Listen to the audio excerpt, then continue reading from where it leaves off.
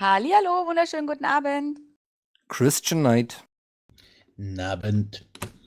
und die Lisa Sküdler. Hallo und guten Abend. Ja, auch von mir einen wunderschönen guten Abend. Schön, dass ihr da seid. Ja, mit euch möchte ich heute mal über Beziehungen reden.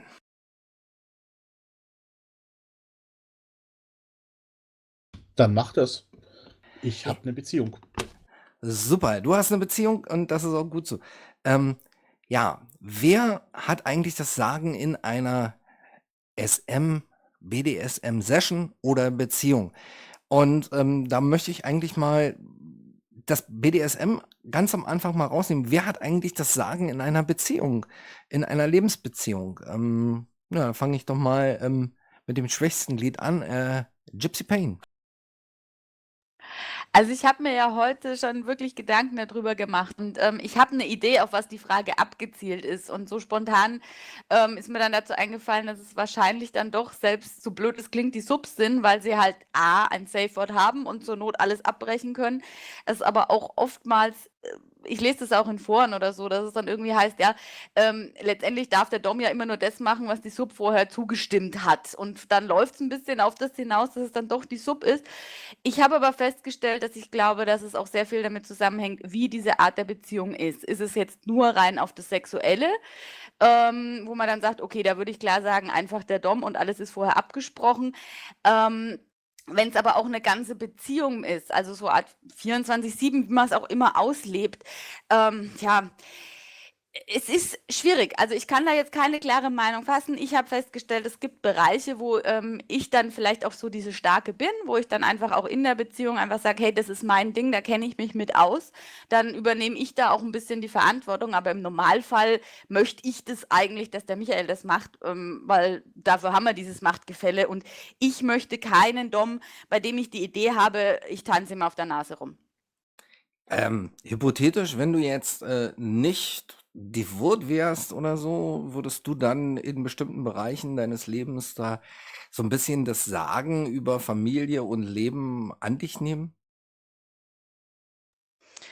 Ja, das ist schon sehr hypothetisch, wenn du das nicht wärst. Also ich bin's halt vom ganzen Wesen her und Erziehung, Familie und so weiter habe ich festgestellt, ich will diese Verantwortung einfach nicht haben und ich verkrieche mich da ganz gerne dann hinter Michael und sage, mach du mal, entscheid du das mal. Das liegt aber auch ein bisschen einfach an meiner Psyche, an meinen ganzen Vorerkrankungen, an diesem Borderline-Konzept, wo ich einfach sage, hey, ich bin so konfus im Hirn, ich brauche einfach jemanden, der klar ist. Wie es anderen geht, die normal ticken, das weiß ich jetzt nicht. Ich erlebe es halt oft, dass Frauen sehr, sehr gerne den Mund aufmachen und sehr, sehr gerne stark sein wollen. Ob sie es jetzt von innen heraus sind oder nicht, weiß ich nicht. Aber so dieses, ja, sehr, sehr heftig dann auch ihre Meinung vertreten, ja, wo man dann immer so die Idee hat, warum denn eigentlich? Der Mann darf doch auch mal sagen, was er möchte. Okay. Ähm, Chris, tickst du normal? Beziehung, jetzt die normale Beziehung. Ich will jetzt mal BDSM komplett rausnehmen. Wie sind denn so bei euch die Aufgaben verteilt, wenn ich mal so indiskret fragen darf? Das muss man jetzt ganz klar sagen, es hängt ganz vom Einzelfall ab und kann man so ähnlich wie Gypsies formuliert hat, gar nicht pauschal sagen, weil Sex ist eine Sache, aber in der Beziehung, es gibt so oft Sachen, wo man sich einfach aufeinander verlassen muss. Und ich glaube, das ist der Unterschied zwischen Beziehung und Spiel. In einem Spiel kann jemand die Führung übernehmen und wie meine Tochter so schön sagte, du bist hier nicht der Chef oder dann ist sie halt der Chef oder dann ist wie auch immer der Chef. Also das sind einfach Sachen, das ist im Spiel. In der Beziehung geht es um Verlässlichkeit des Partners, dass er Aufgaben übernimmt. Wie das zustande kommt, ist oft vielschichtig. Also ich meine, wenn man über Jahre mit jemandem zusammenlebt, ist es dann einfach so, du machst diese Arbeit, erledigst sie und fragst gleich gar nicht danach, wer hat sie angeordnet, sondern sie ist einfach da und sie wird einfach erledigt. Und wenn es dem anderen schlecht geht, dann ist man einfach für denjenigen da und fragt nicht, darf ich jetzt dir helfen? Nee.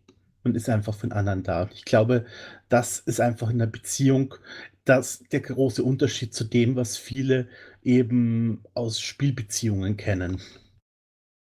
Das bedeutet also, dass du auch höchst dominant Windeln wechseln kannst, Wäsche waschen kannst und auch mal für dein Süppchen ein Süppchen kochen kannst. Genau, und wenn sie gerade am Dings ist, einfach nur den Arm nehmen und einfach nur halten und einfach nur, auch wenn ich gerade ganz andere Sachen im Kopf hatte und eigentlich was ganz anderes will, einfach nur jemanden festhalten und einfach nur zur Ruhe bringen. Fertig. Also, es ist einfach, was halt gerade ansteht. Ja, und jetzt die Lisa Skütler. Wie sieht's denn bei dir dann so aus? Gibt es da irgendwie ein normales Leben und ein BDSM-Leben oder gibt es da was Gemischtes oder wie muss ich mir das bei dir vorstellen? Also bei uns ist es absolut gemischt und um auf deine Frage am Anfang zurückzukommen, ich bin der Meinung, in jeder guten Beziehung, egal ob das SM oder sonst wie das Thema ist, sollte das ausgewogen sein. Also ich habe es früher öfters erlebt, da wurde ich dann als Wunschzettel-Sub beschimpft, du hast ja keine Ahnung. Und die Leute, die mich so beschimpft haben, die kamen also spätestens nach einem halben Jahr heulend an, mein Herr kann das nicht mehr und will das nicht mehr. Weil, ich sag mal, wenn man permanent 2 Leben leben muss als dominanter Part oder als aktiver Part, das hält man nicht lange durch. Und meiner Meinung nach sollte in einer Beziehung, wie der Chris schon gesagt hat, man sollte füreinander da sein. Und da kann es auch mal vorkommen, dass der Dom sagt, boah, nee, ich habe heute so einen Scheißtag gehabt. Ich habe einfach keine Lust oder keine Kraft, jetzt da die Verantwortung zu übernehmen und jetzt ein Spiel einzuleiten. Oder ich will einfach vielleicht auch einfach nur mal in den Arm genommen werden. Also von daher würde ich sagen, ist da gar nicht so das, also wenn man von der eigentlichen Spielsituation mal absieht, von der Beziehung im Ganzen, dass man da wirklich ausgeglichen ist. Jeder hat das Recht zu sagen, nee, jetzt heute nicht. Und jeder hat genauso gut das Recht zu sagen, heute passt's aber. Würdet ihr das genauso auch sehen, wenn wir jetzt mal bei Beziehungen sind, in Spielbeziehungen? Also wir und ihr und wir, wir leben ja alle in Beziehungen und das sind ja schon Bande, die da zwischen Menschen sind, die ja ein bisschen mehr sind als nur, ich treffe mich mal, um dir irgendwie mit dir zu poppen oder eben dich zu verhauen. Wir leben ja mit unseren Partnern mehr oder weniger zusammen. Wie ist es dann bei Spielbeziehungen? Auch das Wort Beziehungen drin.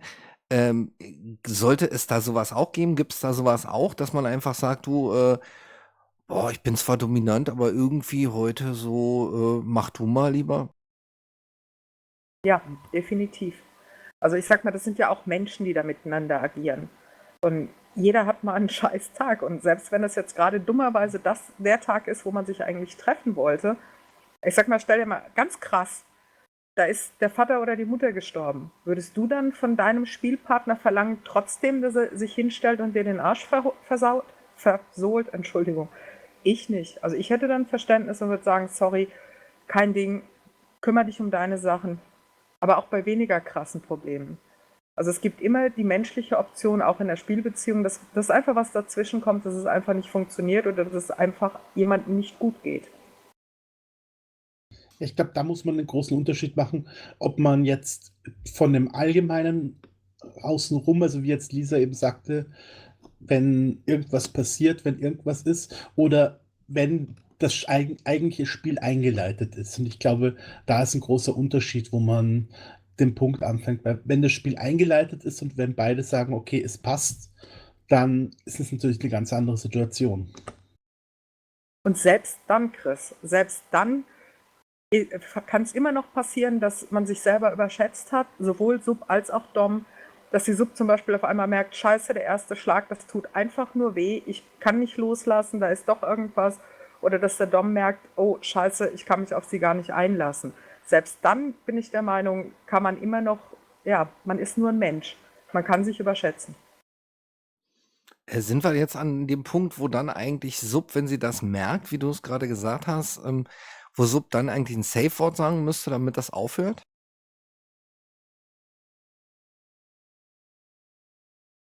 Ja, Jein. Also ich weiß nicht, ich bin ein bisschen gespalten, was Safe Words angeht. Ich finde fast, das müsste der Dom in dem Fall schon fast selbst erkennen, dass da was nicht stimmt.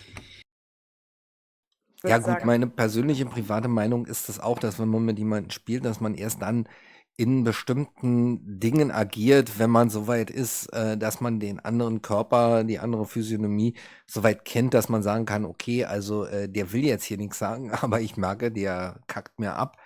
Ähm, Da sind wir uns ja alle einig, aber wenn man jetzt, wenn ich mit meinem Partner spiele, denke ich mal, da gibt es schon Unterschiede. Oder andersrum, wollen wir mal gar nicht vom Spielen reden. Wenn ich mit meinem Partner Sex habe, mit meinem Lebenspartner Sex habe, ist es immer noch was anderes, als wenn ich mit irgendjemandem Sex habe. Also da sehe ich schon Unterschiede. Ich wollte es auch gerade sagen. Also ich finde, wenn ich mit jemandem oder so, jetzt mit Michael 15 Jahre verheiratet, ich meine, da kennt man sich gut genug. Wenn man jetzt natürlich jemanden nur einmal in der Woche sieht, dann ist die Verantwortung natürlich größer zu sagen, hey, pass auf, ich kann heute, ich kann nicht, oder wir treffen uns nicht. Also das meinte ich mir am Anfang. Man muss auch echt gucken, über was reden wir hier. Ist es irgendwie eine Beziehung, eigentlich nur eine Fick-Beziehung, dann ist das nochmal anders, wie wenn man mit jemandem zusammenlebt. Also ich finde, ich habe mehr Verantwortung meinem Lebenspartner gegenüber als einer Fick-Beziehung. also um meinen Göttergatten mal zu zitieren, es ist einfacher, mit jemandem Fremden zu spielen, wo man nicht so viel oder keine Gefühle entgegenbringt, weil wenn der irgendwann sagt, nee, das war's nicht, er geht, dann ist da nicht so viel verloren, als wenn man mit seinem Partner oder seiner Ehefrau spielt, also in dem Fall mit mir, da einen Fehler macht und die sagt, nee, endet, ich gehe, ich lass mich scheiden.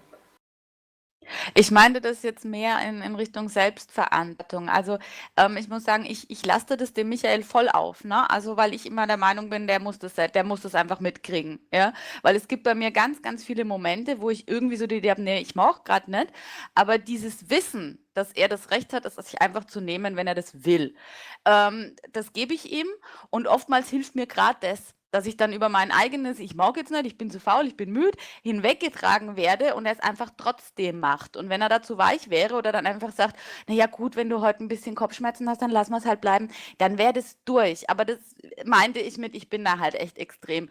Aber wenn ich jetzt eine Fick-Beziehung habe, wo ich sage, okay, ich treffe mich mit dem wirklich nur, dann weiß ich, ich gehe da jetzt auch nur hin, wenn ich fit genug bin und dann habe ich mehr Eigenverantwortung, die ich in der Beziehung halt meinem Partner jetzt völlig rüberschiebe und sage, nö, nach 15 Jahren kennst du mich gut genug, wann ich ein bisschen Kopfweh habe oder wann es wirklich nicht geht. Das meinte ich. Gut, dann kommen wir jetzt mal oder jetzt möchte ich mit euch natürlich zu dem Leitthema, zu dem Leitspruch. Wer leitet eine BDSM-Beziehung wirklich? Wer ist eigentlich in einer jetzt wirklichen BDSM-Beziehung der Mensch, der sagt, wo es lang geht? Was denkt ihr? Immer noch beide. Wie gesagt, es ändert sich ja nichts.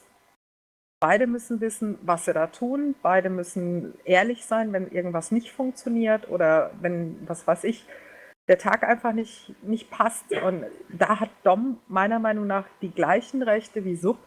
Also nicht nur Sub mit ihrem Safe-Wort, wow, ich mag heute nicht, ich habe meine Tage oder sonst was, sondern der Dom hat die gleichen Rechte, wenn er von der Arbeit kommt, der Chef hat ihn dreimal rund gemacht oder hat gerade seinen Job verloren, dass der dann auch sagen darf, nee, heute nicht. Ich mag heute einfach nur mal Mensch sein. Und ich denke, auch in der BDSM-Beziehung sollte das so weit ausgeglichen sein. Wenn das natürlich schon in der Session drin ist, also dass man sagt, ja, heute passt alles, das ist mein Herr, dann muss ich das tun, was er mir sagt, bis auf die Tabuliste. Also ich stelle jetzt Also mal eine ich, ganz gewagte Hypothese auf. Ich sage einfach mal, dass die Voten und die Subs, wie man es ja immer so nett sagt, dass die ganz klar diejenigen sind, die die Regeln aufstellen und wenn das dann nicht so funktioniert, wie sie sich das wünschen, dann ist das Gejammer groß. Also, ich gehe jetzt mal dazwischen, weil ich wollte es vorhin bei der Lisa schon. Ich sag's mal so, in meiner Traumbeziehung, wenn sie gut, also wenn es wirklich funktioniert, so wie man sich das halt jetzt mal wünscht, ne, würde ich ganz klar sagen, bitte, bitte der Dom. Und zwar wirklich in allen Bereichen, weil selbst wenn ich den Hut aufhabe, einkaufen, ja, wenn ich einmal sage, okay, ich kaufe für eine Woche ein, damit es allen gut geht in der Familie, dann ist es meine Aufgabe, die ich in dem Moment habe und ich versuche sie dann gut zu machen. Aber letztendlich ist trotzdem der Michael derjenige oder der Dom dann derjenige, der mir den Auftrag gegeben hat. Also ich finde immer, dass ganz oben drüber in meiner Traum-BDSM-Beziehung und so lebe ich das auch, sage ich, ist es immer noch er. Und was dann im Einzelnen ich zu tun habe oder machen darf oder auch sagen darf, das kann man ja von Tag zu Tag entscheiden. Aber letztendlich weiß ich, das letzte Wort hat einfach er. Und ich meine, es geht ja nicht darum, dass wir permanent nur am Ficken sind. Also das ist ja halt eine Randerscheinung, die man halt auch hat. Man lebt ja auch miteinander. Und wenn er einen schlechten Tag hat, dann hat er einen schlechten Tag. Das heißt ja aber auch nicht, dass ich das dann ausnutze und sage, so, jetzt sag ich mal hier, wo es lang geht. Nein, das hat ja damit nichts zu tun. Das bleibt ja einfach. Man lebt es, aber es ist halt unterschwellig einfach immer da. Und desto mehr ich dann merke, nee, wir haben mal so eine Phase, wo man mal wochenlang weniger das macht, ich werde dann unzufrieden, ich werde dann richtig garstig, ich werde zickig. Also ich brauche das, dass ich so im Hinterkopf immer weiß, nö, also in der letzten Konsequenz ist es dann doch mein Mann, der dann einfach sagt, so geht's. Hierhin gehen wir und dahin gehen wir nicht. Ja, machst es dir aber ziemlich leicht, ne, Frau Gypsy. Noch, noch. Wenn irgendwelche Fehler passieren, dann hat ja der Dominos gesagt und wenn irgendwas nicht so funktioniert, dann hat der Dominos gesagt und Hauptsache, man sagt mir, wie ich atmen soll. Also vielleicht sollte ich dir für die nächste Sendung mal so einen Kopfhörer und einen Walkman kaufen, wo dann steht einatmen, ausatmen. Ja, vielleicht, ja, aber ganz ehrlich, dafür habe ich auch die Schmerzen. Also irgendwo muss es sich ja ausgleichen, oder? Ja, aber die Schmerzen willst du doch auch haben, oder? Okay, aber wenn mein Mann sagt, ich will jetzt, dass mir einen bläst, dann blase ich dem einen, ob ich da jetzt gerade Bock habe drauf oder nicht. Und das ist halt dann der Ausgleich. Und dann musst du ihn danach aber auch im Mund nehmen, nur mal als kleinen Tipp, damit er wieder warm wird. Und vorher die Hände bitte aufwärmen, schon klar, wenn ich es überhaupt nehmen darf. Gut, nee, aber jetzt mal Spaß beiseite. Also, wer hat jetzt eigentlich wirklich das Sagen? Ich meine, bei dir oder bei euch ist es ja auch einvernehmlich. Da ist das einfach so, dass du sagst, okay, ich brauche jemanden, der mir sagt, was ich zu tun habe und was ich zu lassen habe. Jetzt haben wir meines Wissens ja auch den Chris dabei, also nicht das weiß ich ja, dass wir den dabei haben, aber der Chris steht ja nun auf der anderen Seite, also der Gerte, also am Griffstück sozusagen. Wie siehst du das? Möchtest du 24 Stunden deiner Partnerin sagen, was sie zu tun und zu lassen hat, damit dann irgendwann mal dein Spiel nett wird? Also, ich denke mal, und ich glaube, tust du ein bisschen Gypsys Aussage falsch interpretieren. Gypsy sagt ja auch, im Prinzip her, funktioniert ja auch eigenständig, nur es muss einfach regelmäßig wieder Führung herrschen. Und ich glaube, das ist der Unterschied. Das ist ähnlich wie in einem Rudelverhalten. Der Alpha-Rüde, Alpha-Weibchen, wer auch immer, muss ja auch nicht die ganze Zeit um das Rudel rum und jeden Einzelnen erklären, wie er seinen Job zu tun hat oder wie das Rudel funktionieren hat, sondern einfach, es muss aber regelmäßig der Ton da sein und klare Ansagen sein, so wird's gemacht und bis hierher und nicht weiter. Und ich glaube, das ist der Punkt, wo es dann um Dominanz, submissives Verhalten geht und wo eine klare Dominanz von einem Part eben auch entsprechend gefordert ist. Und ich glaube, das meinte auch Gypsy mit, wenn es wochenlang nicht klappt, dann artet sie aus, wenn ich dich jetzt richtig verstanden habe, Gypsy, oder? Das hast du jetzt total schön erklärt. Das ist genau dieses Ding. Sagen, es gibt eine Rangfolge und die wird eingehalten. Und ab und zu muss halt der Leitwolf mal wieder brüllen, damit das alles funktioniert. Und wenn er zu lange nicht gebrüllt hat, dann werden die kleinen Untertanen halt aufmüpfig. Und ich sage mir dann immer, naja, dann sei halt ein bisschen lauter, dann kriegt das wieder hin. Also ich schiebe das ab und das hat der Chris jetzt wirklich genauso gesagt. Das heißt ja nicht, dass er mir sagen muss, wann ich atmen muss oder wie ich zum Einkaufen gehe. Kommt auch immer darauf an, wie sehr man sich ins Spiel gerade reinfallen lässt. Also wir haben das teilweise auch wirklich mal so gelebt, dass ich wirklich bei jedem Tür rausgehen gefragt habe, darf ich und so. Also das kann man ja verstärken, wenn man gerade Lust hat und man kann es mal ein bisschen lockerer lassen. Und das ist halt der Unterschied. Lebt man das BDSM wirklich immer oder hat man es einfach nur, Entschuldigung, oder macht man es einfach nur beziehen auf den Sexbook und lebt eine gleichberechtigte Beziehung? Das ist halt der Unterschied. Na gut, also für mich hört sich das alles ein bisschen sehr willkürlich an, aber die Elisa Skütler wollte was sagen. Also ich fühle mich gerade als absoluter Außenseiter hier, weil ich sag mal, ich führe mein eigenes Geschäft als Autorin mit dem Verlag. Das ist mein Bereich, da habe ich auch mehr Ahnung als der Dietmar. Und wenn ich jetzt in diesem Geschäft, wo ich auch wirklich mit viel, viel großen Beträgen hantieren muss, ja, wenn ich dann zwischendurch fragen müsste, du Schatz, darf ich jetzt aufs Klo? Dann würden wir beide hier in Lachen ausbrechen. Dann wird er mich fragen, ob ich sie noch alle habe. Ich finde es auch, mal ganz provozierend gesagt, ich finde es auch dem dominanten Part gegenüber ziemlich unfair, weil der muss ja permanent zwei Leben leben. Der muss permanent dich unter Kontrolle oder euch unter Kontrolle haben. Der muss immer wieder darauf achten, na, geht sie jetzt über die Grenze, geht sie nicht. Der hat nie Entspannung. Lisa, ich glaube, du hast, darauf wollte ich hinaus, dass du ab und zu brüllen, aber nicht ständig. Ja, aber auch dann, Chris, auch dann, du musst ja immer darauf achten, wann muss ich denn brüllen? Du kannst nie dich zurücklehnen und sagen, hey, das läuft, weil du musst ja immer davon ausgehen, dass irgendwann der Sub ja, wieder seine Grenze haben will. Also ich finde Finde es ich jetzt ziemlich nicht so. anstrengend. Nee, eigentlich lustigerweise gar nicht. Also, wenn gewisse Regeln einfach da sind. Also ich habe zum Beispiel immer mein Handy an und ist immer GPS, das heißt, der Michael kann immer verfolgen, wo ich hingehe, wo ich nicht hingehe. Wir hatten das so oft, dass ich mich verfahren habe und dann ruft er mich an, Schatzi, du musst da links abbiegen. Also diese gewisse, da guckt jemand auf mich, genieße ich einfach. Und ich habe mit Michael halt den Partner gefunden, der dieses Dominante einfach lebt. Das ist kein Spiel. Es ist nicht so, dass er ständig sagt, hey, du musst mich mit Herrn anreden, weil es einfach so unterschwellig immer da ist. Und das kann man nur in der langen Ehe wahrscheinlich so ausarbeiten, dass man einfach sagt, okay, deshalb bin ich auch immer frech und deshalb mache ich auch mal, nee, das mache ich jetzt nicht. Aber ab einem bestimmten Punkt, ab einem bestimmten Tonfall weiß ich, okay. Und wenn ich nicht reagiere, dann muss er halt mal eingreifen. Oder so wünsche ich es mir dann letztendlich.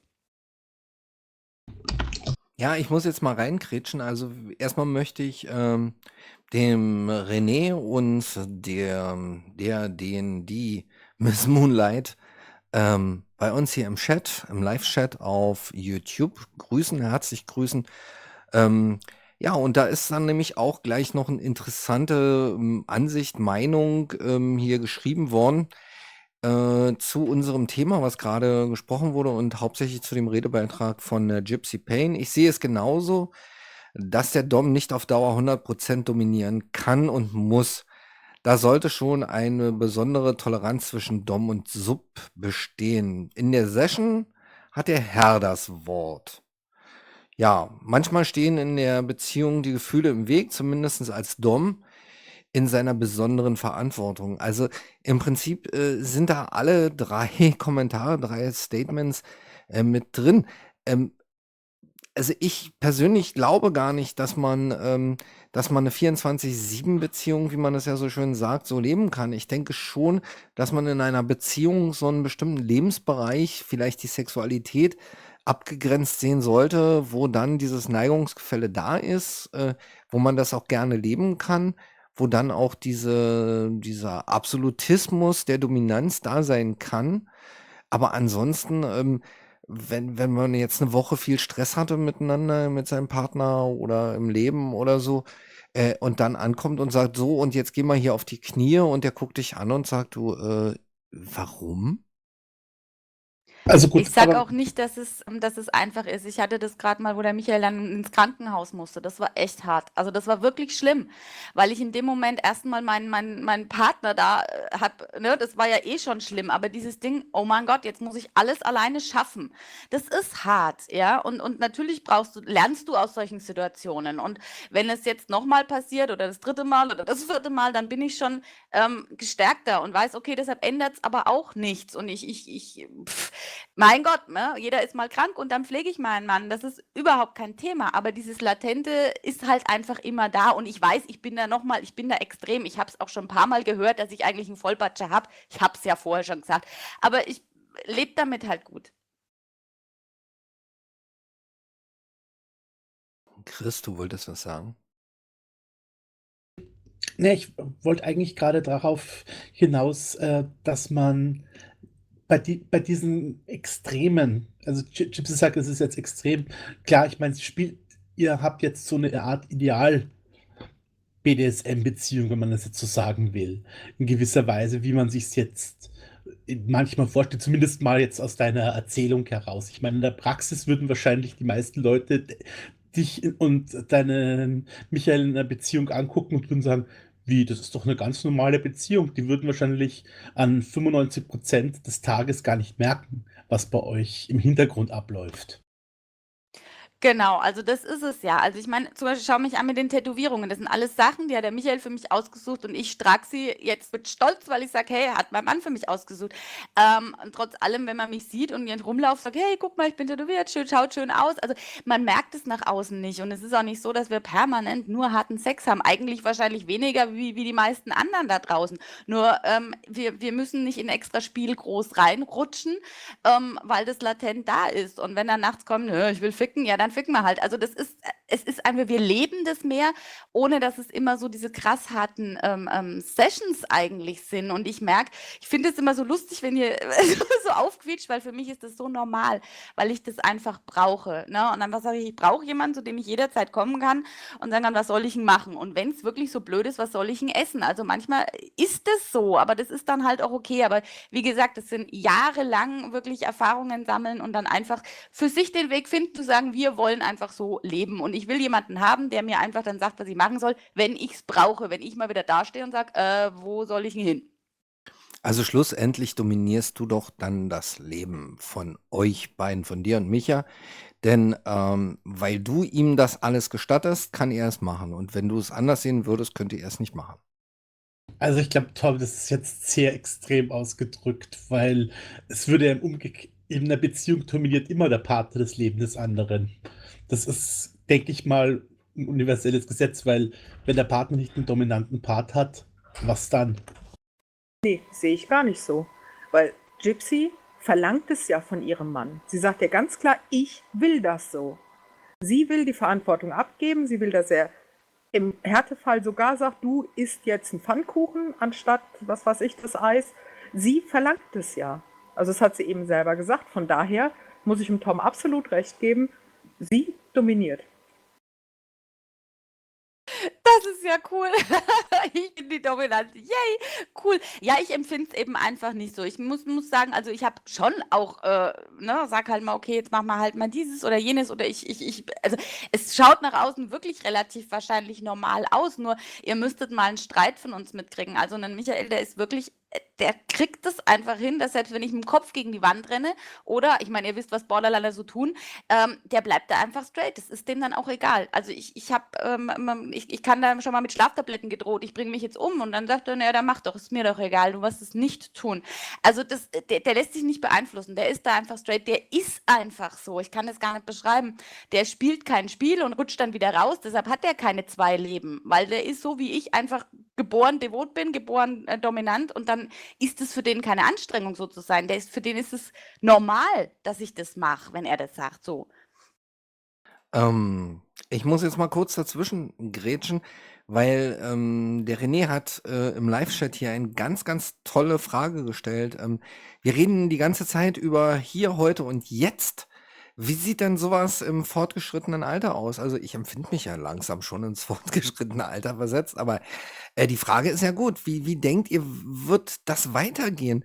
Ja, jetzt fange ich direkt mal mit der Lisa Skütler an. Eine gute Frage, weil ich sag mal, wie gesagt, ich bin ja scheinbar hier die Einzige, die das nicht so sieht. Keine Ahnung. Ich denke mal, man macht, was man kann. Wenn man irgendwann nicht mehr kann, macht man es nicht mehr. So einfach ist das. Aber dann wird Gypsy zum Beispiel extreme Probleme kriegen, wenn ihr Micha sagt, du, ich schaff das nicht mehr. Was machst du dann, Gypsy? Also bei mir geht die Vorstellung so weit, dass er eine Schnabeltasse zum Trinken braucht und sagt, hol mir mal bitte was zu trinken. Also ich sehe da überhaupt keinen Unterschied. Für mich ist das, was wir leben, sogar easier zu handeln, weil das normales Leben ist. Es ist einfach ein normales Leben. Und wie gesagt, es ist nicht so strange, dass ich permanent Befehle bekomme. Wir leben das einfach mit dieser Grundhaltung. dass es eben bei uns so ist, aber ich weiß auch, und ich weiß, das klingt jetzt straight, aber wenn der Michael irgendwann stirbt, dann bin ich auch weg. Das weiß ich einfach. Und das ist für mich aber auch okay, weil ich habe mich irgendwann an den gebunden und habe gesagt, der ist es jetzt einfach. Und wie gesagt, wir knallen und wir hassen uns und wir streiten uns, wir machen alles normal. Aber für mich ist das Ding zu sagen, okay, wenn er ist 10 Jahre älter als ich, irgendwann wird er vor mir sterben, und dann lege ich mich nebenhin und mache auch die Biege. Es ist so, ich bin da wirklich extrem, ich weiß. Naja, aber die andere Frage ist ja einfach die, was passiert, wenn der Mensch, mit dem man zusammen ist, im Alter nicht mehr in der Lage ist, die Dominanz, die von dem devoten Teil gefordert wird, auszuführen? Weil ich habe wirklich ganz knallhart die Hypothese, dass der Dominante das Leben und eine Beziehung überhaupt nicht im Griff hat. Nur der devote Part sagt, wo die Reise hingeht. Denn der gibt uns den Körper, der gibt uns seinen Geist und der sagt, was wir machen dürfen. Und wenn wir innerhalb der Parameter funktionieren, dann dürfen wir weitermachen. Wenn wir es nicht machen, kriegen wir einen aufs Dach. Was auch immer jetzt am Ende gesagt, ich gehe auf den Anfang ein. Ich bin mittlerweile so an einem Punkt, ich habe so die Idee, ich weiß auch, was er möchte. Also das muss teilweise gar nicht mehr ausgesprochen werden. Ich glaube, jeder, der eine längere Beziehung hat, der weiß das einfach. Ja? Wo ich sage, ich weiß genau, wann er seine Ruhe braucht, er weiß, wann er was zu essen möchte. Ich sehe ihm das an, ich merke das. Da musst du nichts mehr sagen. Also ich sehe auch keinen Grund zu sagen, oh, wenn er das irgendwann nicht mehr kann. Ja, was kann er irgendwann nicht mehr? Dass er vielleicht irgendwann keinen mehr hochkriegt, ja, dann ist es so. Aber dann kann er mir immer noch vielleicht mal ins Genick packen, und selbst wenn er das nicht mehr kann, bleibt ja dieses psychische Spiel. Also ich glaube, ich bin mehr so eine Psychosub. Ich bin gar nicht so diese SM, haut mich feste Subs. Ich bin einfach dieses volle Psycho-Ding, und mir reicht es schon dann vielleicht ein Blick oder irgendwas, und das kriegt man doch auch noch im Rollstuhl hin, oder? Also eigentlich bist du kein BDSMer, du bist einfach nur nicht lebensfähig und brauchst jemanden, der dir sagt, wie du zu funktionieren hast. Das könnte natürlich auch sein, wahrscheinlich ist es das auch. Also, wie gesagt, mir kommen jetzt gerade so die Erinnerungen an meine Mutter, die nach 4 Schlaganfällen nicht mehr in der Lage war, irgendwelche Blicke zu schicken. Und die war früher auch, ich sag mal so, der dominante Part in unserem Leben, die gesagt hat, da geht's lang.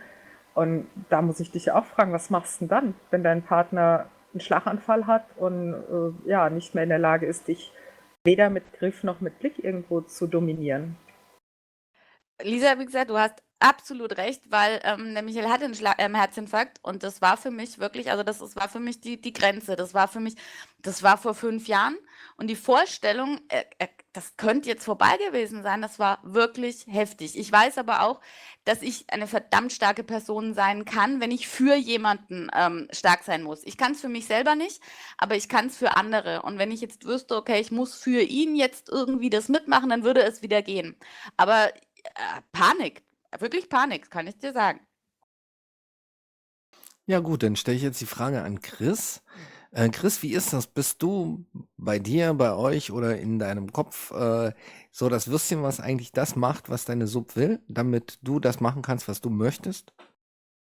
Nö. Das war klar und prägnant. Wie wird es denn bei euch in 20 Jahren aussehen? Meinst du, dass ihr euer Lebensmodell so weiterführen könnt?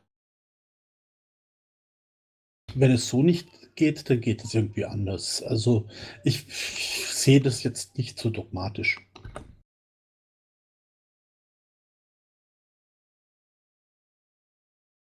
Also gut, also Ich glaube auch allgemein. Also, mach du ruhig.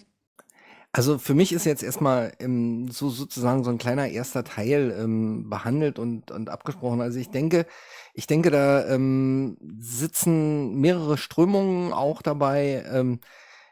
Ich und glaube auch, die Lisa Skütler sind der Meinung, dass schon, wenn es dann um BDSM geht in der Beziehung, dass dann der devote Part schon auch die Grenzen steckt, in denen man sich bewegen kann. Ähm, Es gibt dann die Gypsy Payne, die sagt, sie möchte gerne die Grenzen von außen haben. Sie wird da gar nicht irgendwie eingreifen und sagen, wo die Grenzen sind. Und dann gibt es das harmonische Miteinander bei Kristen. Habe ich das so richtig verstanden?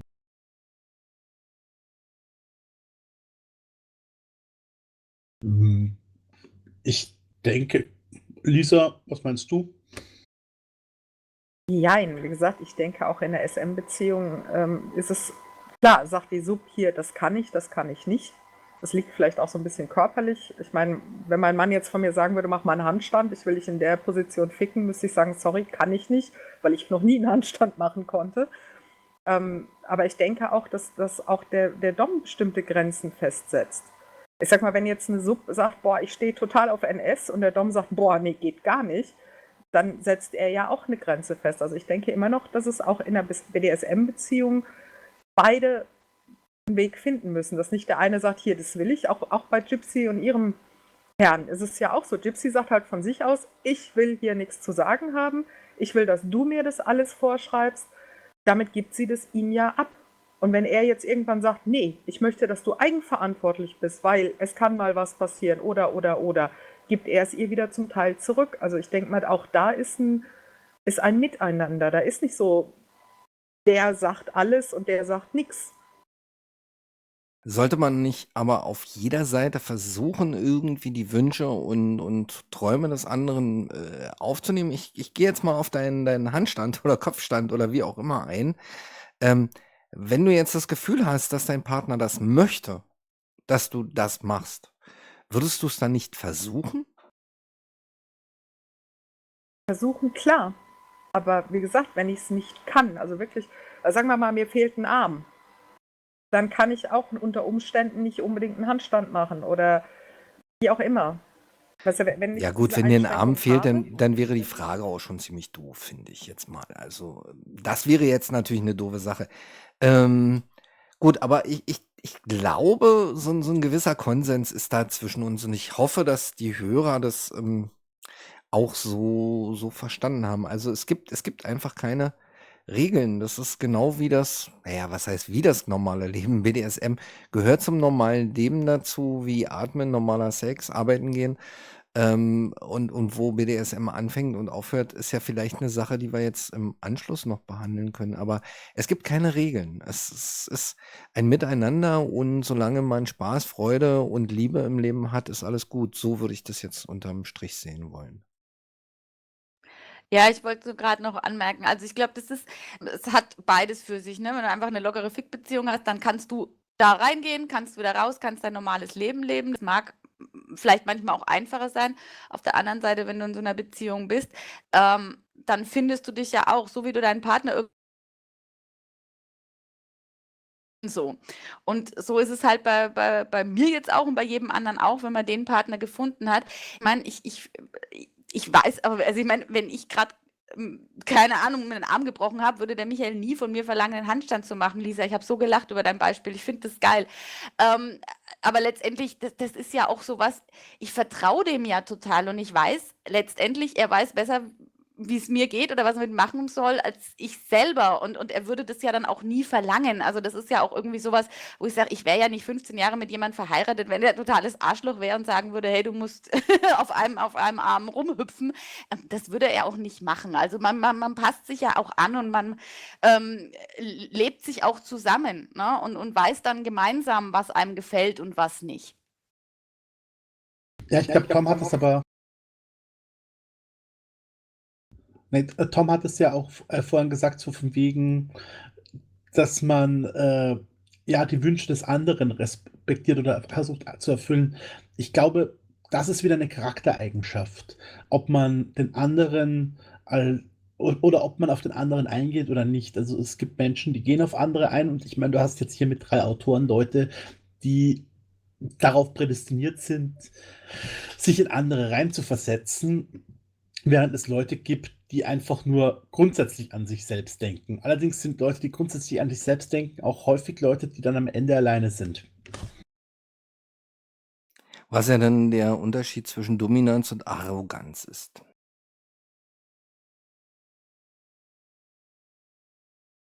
Gut, wenn ihr jetzt noch gegen mein Statement, das ich glaube, ja, abgegeben zu haben, ich kann es aber gerne nochmal machen, wenn ihr das möchtet, noch was dagegen habt, würde ich dann so ein bisschen zu einem Thema kommen wollen, was da ganz gut reinpasst.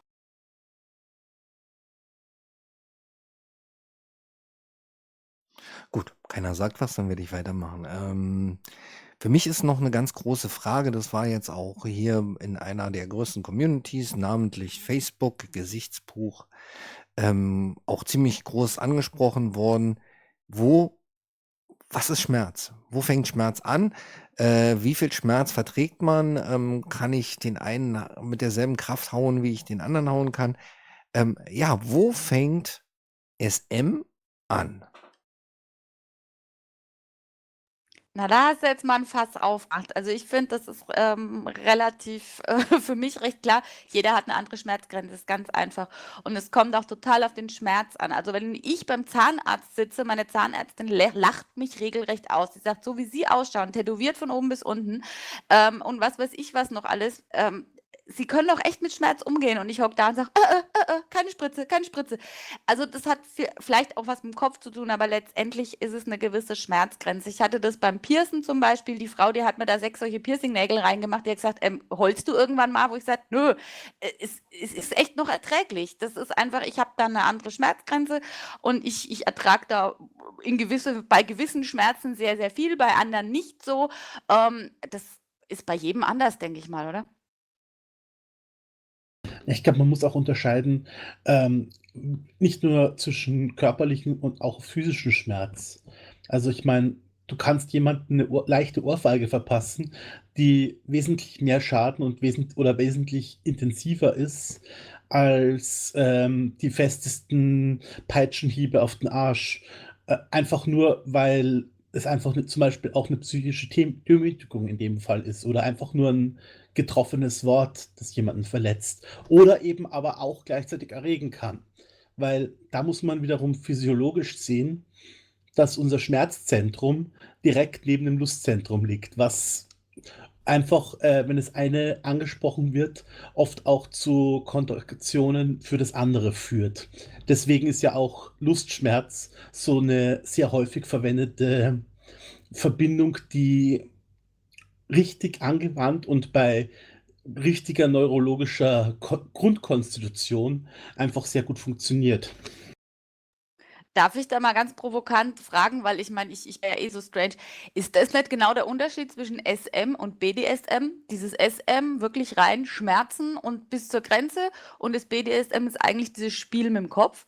Nee, weil BDSM steht eigentlich nur, dass Bondage noch mit drinnen ist, beziehungsweise Bondage Dominant Submission und SM ist halt einfach nur zwei Elemente im BDSM. Weil es war nämlich, du hast es so schön gesagt, weil ich kenne das auch. Es gibt so Sachen, wie gesagt, die können für eine Sub so erniedrigend sein, wo du sagst, ja, normalerweise ist das für mich jetzt echt kein Problem.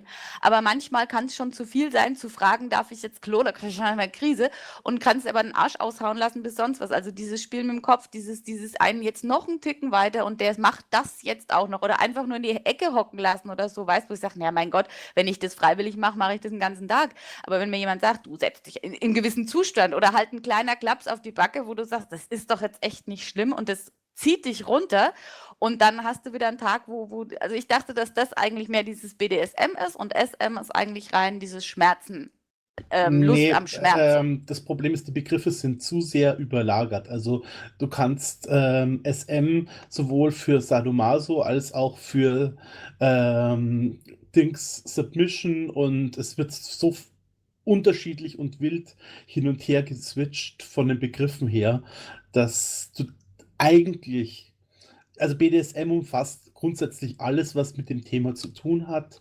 SM ist eher mit Schmerz, aber es kann auch auf Slave, also Submaster wird es genauso umgemünzt. Also ich würde da nicht versuchen, es auf Begriffe zu reduzieren. Na, es gibt schon ganz klare Begriffsdefinitionen. Und ich meine, was wir ja vielleicht wirklich machen sollten, ist uns auf Definitionen beschränken und nicht auf das, was wir vielleicht meinen oder nicht.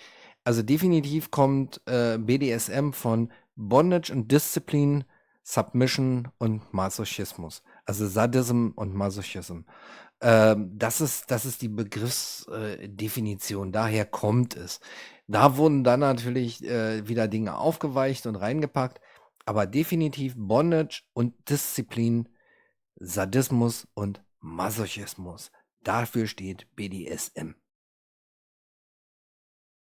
Und Okay, danke. Also Submission. das heißt, ja, dann können aber halt gut diese Fesselspiele und auch einfach dieses ganze Thema Erziehung und wie man das dann auslebt, das ist dann wieder was anderes. Und SM ist dann schon einfach nur dieses, ja, Quälen und Erleiden so. Naja, Masochismus, also Sadismus, Masochismus.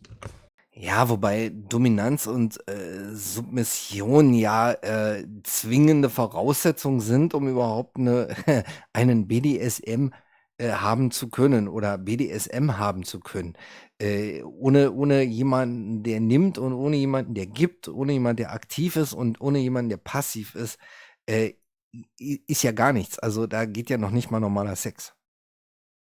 Ich hatte das aber schon, weil ich oftmals, also ich habe ja, klar, man tummelt sich dann irgendwelche Foren und es gibt dann schon irgendwie Frauen, die sagen, nö, ich habe mit diesem Sklavin-Sein oder dieses Dienen überhaupt nichts am Hut. Ja, das ist mir eigentlich relativ wurscht. Ich stehe einfach auf Schmerzen und die das abkoppeln und sowas gibt es dann eben einfach auch. Ja, das ist zum Beispiel die Canning- oder Spanking-Szene, die ja teilweise Sex sogar ablehnen, die teilweise so nach dem Motto, mein Arsch wird zwar wundgeschlagen, aber ich bin Jungfrau. Leute, wenn wir jetzt mal gucken, was da draußen so, ich sag mal, außerhalb der Szene an Begrifflichkeiten ist, die meisten kennen einfach nur SM und darunter fällt alles, was ja, Schmerzen, Bondage, alles das, was ungewöhnlich im Bett ist. Ja, vielleicht sollten wir in einer der nächsten Sendungen mal über Sacher-Masoch und Marquis de Sade reden, damit wir vielleicht mal darauf kommen, wo es herkommt.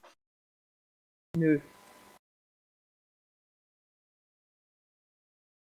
Ich glaube auch nicht, Flach. wir hatten das ja schon ganz oft, dass wir gemerkt haben, letztendlich zählt ja nur das, was du draus machst. Und es ist mir eigentlich völlig wurscht, wie das heißt. Und wenn es Toilettengang Klo XY heißt, ist mir auch egal. Ich meine, ich lebe das, was mir gut tut oder oder was ich so im Kopf habe und mal mehr und mal weniger. Und wenn das dann jemand einen Namen dafür finden will, soll er es machen. Wir brauchen es halt für die Bücher, damit wir eine Kategorie finden und dass andere Leute so in etwa eine Idee haben, was drinsteht.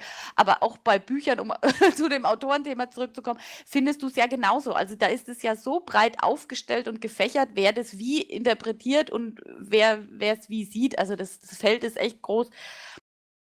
Tom, Na, ein na gutes fange ich Beispiel jetzt, ist- fange ich jetzt eigentlich schon eine SM-Session an, nur weil ich irgendein Mädel, was ich kenne, auf den Hintern haue? Habe ich dir da Schmerz zugefügt? Habe ich sie gespankt oder habe ich SM mit ihr? Schau Das ihr ins kommt Gesicht, wenn davon. sie heult, ja. Kommt ganz drauf an, wenn sie dir anschließend eine scheuert, hast du dich einfach nur blöd verhalten. Und wenn sie mir einen bläst, bin ich ihr dumm. Also wie doof ist das? Nee, das ist nicht doof, aber das ist einfach, die Problem ist, die Begriffe hast du ja im Nachhinein. Du hast ja im Vorfeld, gibt es ja die Handlung und irgendwann hast du mal versucht, diesen Handlungsart oder diesen verschiedenen Handlungen einen gemeinsamen Begriff zu geben. Aber jetzt nur als Beispiel, ist ja nicht nur im SM-Bereich, das hast du überall. Du hast ja auch bei Fantasy zum Beispiel, Elfen können von Legolas, dem großen Elfen, bis zu den komischen Hauselfen von Harry Potter und kleinen flügelten Wesen aus irgendwelchen anderen Welten alles sein. Genau Das das hast du Gleiche. jetzt, ja. Ja, hast du schön gesagt. Also ich finde es, sehe das auch so, dass es wirklich halt eine Auslegungssache ist. Wobei ich jetzt, weil ich gerade so gesagt habe, oh, dann heißt es halt irgendwie, ich muss sagen, ich war ab einem bestimmten Punkt in meinem Leben echt wahnsinnig froh, dass dass das Kind einen Namen hatte. Weil wenn du mit 12, 13, 14 bis du 18 bist, irgendwie ständig Zeug machst, wo du nicht nachvollziehen kannst, wo du sagst, was ist mit mir los? Ja, also keine andere lässt sich so behandeln, keine andere lässt sich so demütigen, ist so verwirrt. Und dann hat das mal einen Namen und du findest Gleichgesinnte, weil du einen Begriff dafür hast, ist es eigentlich auch jetzt wieder nicht so verkehrt, dass es einen Namen hat, das Kind, ne? Ich denke mal, ein Überbegriff ist gar nicht schlecht, aber warum muss man um Gottes Willen alles in Schubladen packen? Warum muss man das genau abgrenzen? Bis hierhin ist es SM, bis dahin ist es BDSM, die leben das, die anderen spielen das nur. Ich meine, ich würde auch sagen, dass ich das lebe, auch wenn ich es ganz anders auslebe wie Gypsy. Und ich werde da auch ehrlich gesagt ein bisschen zickig, wenn mir jemand sagt, du spielst das ja nur, weil das ist für mich ein Vorwurf, als wenn ich mir irgendwie einen Mantel anziehe und sage, ich bin jetzt jemand anders. Nein, das ist auch in mir drin. Nur ich habe halt andere Voraussetzungen. Ich bin ein anderer Mensch, deswegen lebe ich es anders aus. Aber dieses in Schubladen packen finde ich gerade ganz abscheulich, ganz ehrlich. Oder das Konkurrenzding, ne? Ich ertrage mehr oder ich kann aber mehr und mein Dom verlangt mehr von mir. Oh, da kriege ich auch vollen Hals.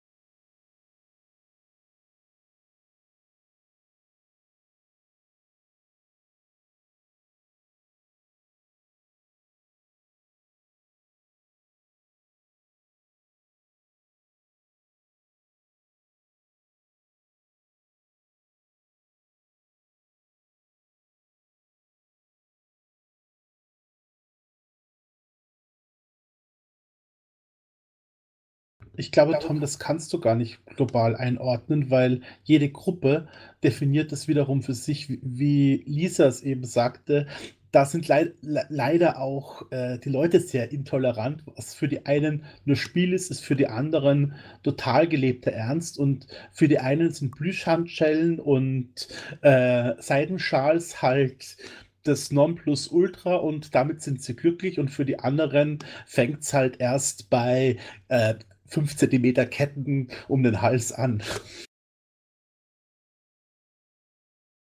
Also ich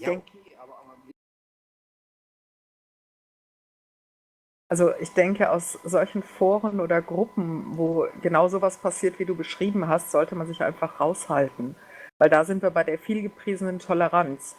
Also wenn ich irgendwo reinkomme, höre ich mir das an, gucke, was das für Leute sind. Und wenn dann schon einer anfängt und sagt, ja, aber ich bin ja Sadist, weil meine Sub kann das und dann drehe ich mich rum und gehe, ganz ehrlich. Weil das ist genau das, was ich persönlich nicht will. Ich will, genau wie Gypsy sagt, dieses ich halt aber mehr aus als du, darum geht's nicht. Wenn ich mich mit SMern austauschen will, dann möchte ich die Toleranz haben, die ich anderen auch entgegenbringe.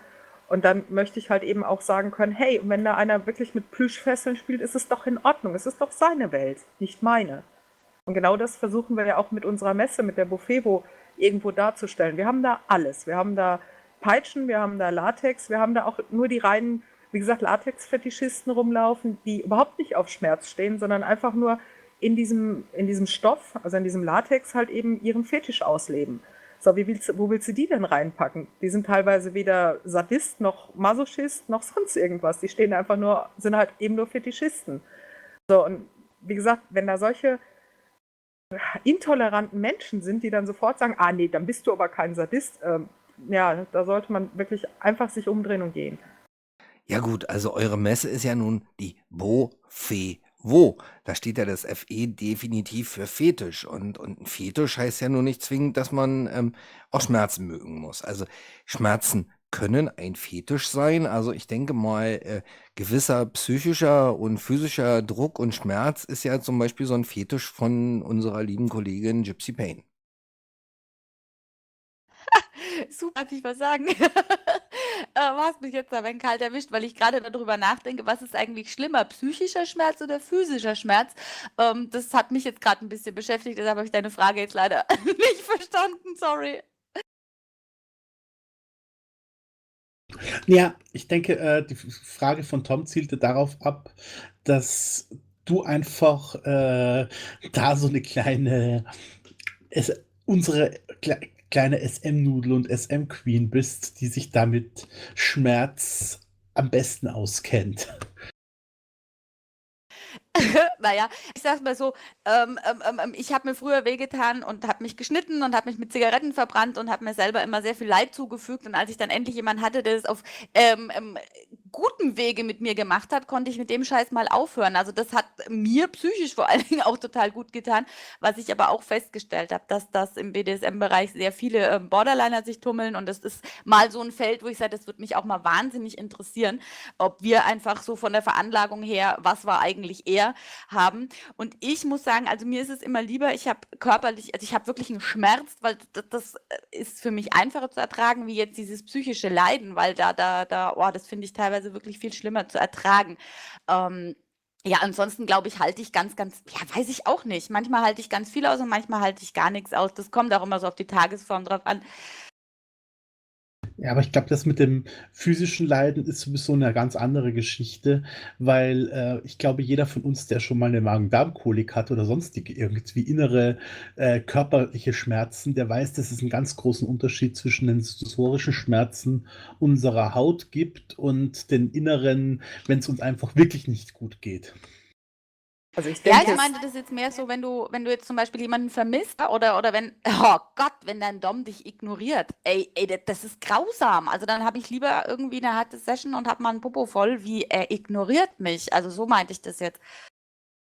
Also ich denke, wir sollten überhaupt mal unterscheiden zwischen dem Schmerz, der zu dem SM gehört, also der auch lustvoll sein kann, der zu einer Bestrafung gehört, oder einem Schmerz, den man so hat, als aus krankheitsbedingten Gründen oder weil man einfach auf die Nase gefallen ist. Also wenn ich früher vom Pferd geknallt bin, habe ich auch nicht gesagt, oh super, geil, es hat wehgetan. Ganz im Gegenteil. Ist ja eine ganz andere Situation. Also den normalen Schmerz, den so jeder Mensch hat, den kann ich auch nicht umsetzen und sagen, hey, das war jetzt lustvoll. Da gehört halt auch die Situation dazu, dass jemand anderer mir den zufügt, also mein Mann, Dietmar, und dass es ein bestimmtes Ambiente ist, dass ich mich auch dementsprechend fühle. Also wenn ich nicht rattig bin und der haut mir mit einer Gerte auf den Arsch, dann sage ich dem auch, ey, was soll das denn jetzt? Ja, wobei, Und ich glaube, es ist das gleich. Ich glaube, es ist auch ein Unterschied. Also ich bin jetzt zum Beispiel so eine, wo ich sage, ich bin nicht, also mich macht Schmerz nicht direkt geil. Also das ist bei mir nicht so. Also wenn du mir einen Arsch aushaust, dann tut mir das einfach weh.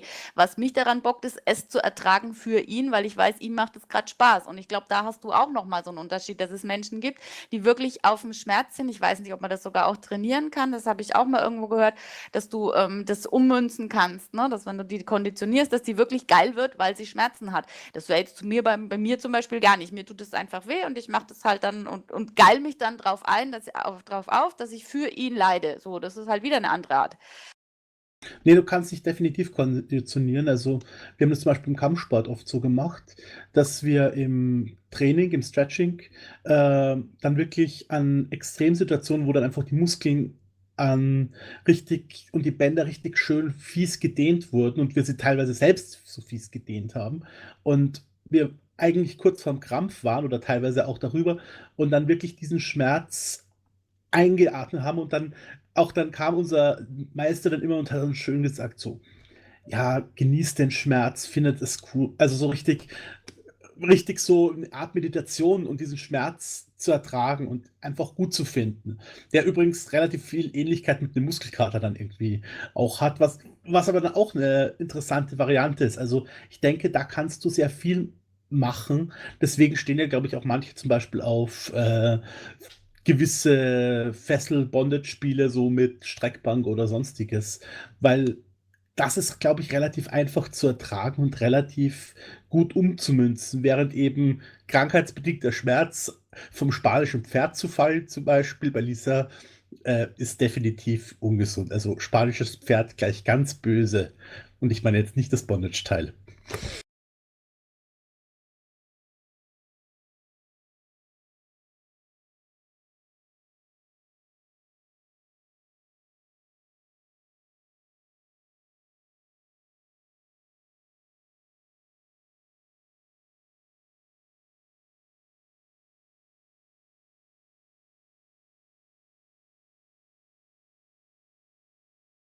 Dann,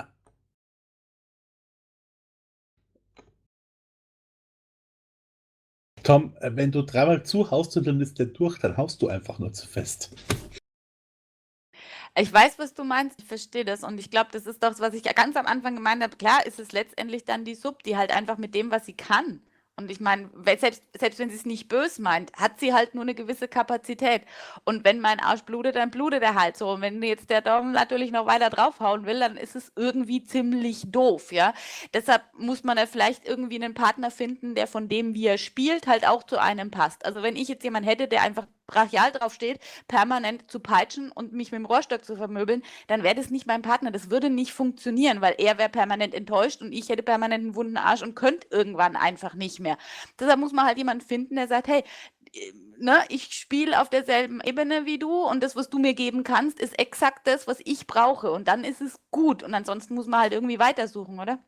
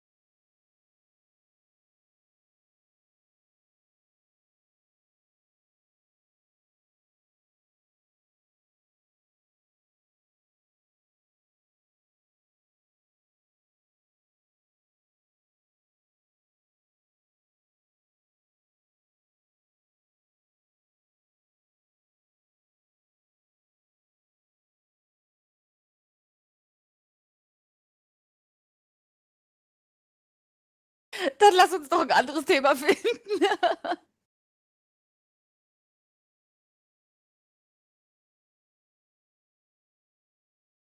Ich denke, es gibt immer ein sehr, sehr großes Bandbreite von Begrifflichkeiten und das Problem ist, wir sind jetzt sehr offen, denke ich mal, für die große Bandbreite und können auch darüber offen diskutieren. Nur viele haben eben ganz spezielle Begrifflichkeiten und leben in ihrer privaten Definitionswelt. Also jetzt, du sagst, du definierst das jetzt als Top und also als Button und ja, ach, keine Ahnung. Ja, Top Button, dieses Konzept oder aktiv, passiv. Das ist zum Beispiel schon wiederum sehr schwierig, weil das ist ein Konzept, was du generell abstrahieren kannst und auch in anderen Bereichen des Lebens. Also ich meine, du kannst ganz ohne BDSM aktiv-passiv in einer Beziehung haben. Genauso wie du ganz ohne BDSM dominant und submissive Parts hast. Also ich kenne Ehepaare, die dominant-submissiv sind und wahrscheinlich den Blümchensex vor dem Herrn haben werden, weil sie einfach nur so gestrickt sind. Also wo halt dann ist so. Fertig. Aber die wissen wahrscheinlich noch nicht mal den Begriff BDSM und leben es in einer Art wie, naja, 1952. Ich wollte gerade sagen, ich erlebe mich auch teilweise ziemlich aktiv. Also wenn ich zum Beispiel blase oder so. Also deshalb finde ich dieses aktiv-passiv, selbst das ist ja schon wieder schwierig. Wenn man weiß, was gemeint ist das immer alles ganz einfach. Aber ja, es ist echt schwer, darüber zu diskutieren, beziehungsweise gibt es kein richtig oder falsch.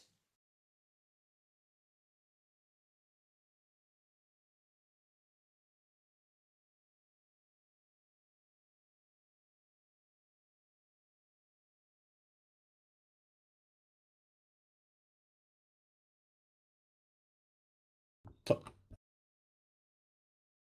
Tom, aber das ist genau so ein Punkt wie, es gibt irgend so eine komische Skala für, was ist richtig scharf. Also das ist immer furchtbar, wenn ich in meiner Spielrunde mit meinen Fantasy-Partnern bin und wir unsere Rollenspielabende haben, wo dann darüber diskutiert wird, was ist jetzt das schärfste Chili und was hat jetzt wie hohen Schärfegrad.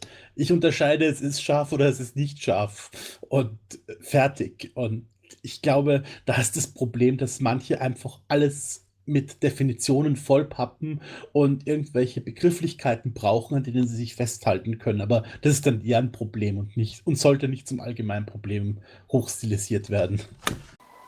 Also was Ja, ich ich habe hier gerade in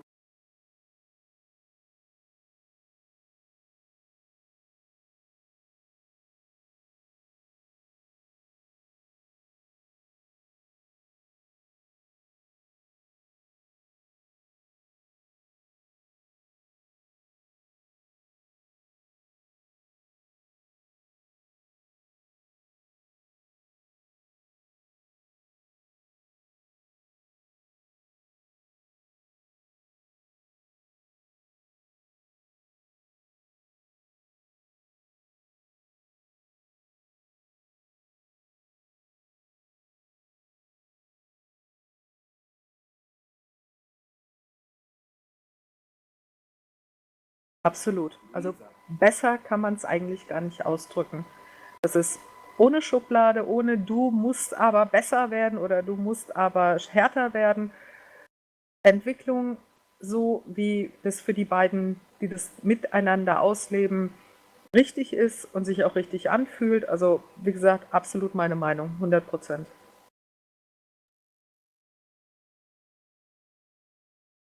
Ja, finde ich ein ganz gutes Statement, kann man so, glaube ich, ohne große Probleme allgemeingültig stehen lassen.